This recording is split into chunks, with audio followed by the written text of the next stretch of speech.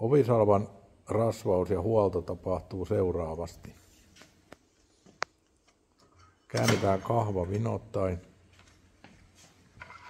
Otetaan työkalut, jolla 6 millin ruuvia avataan.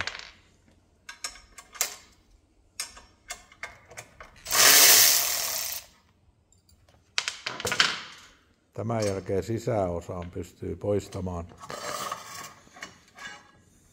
noin.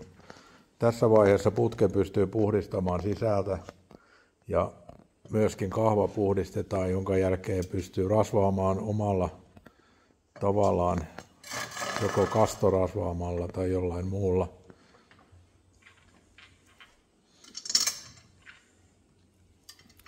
Tämän jälkeen ovisalpa kootaan takaisin.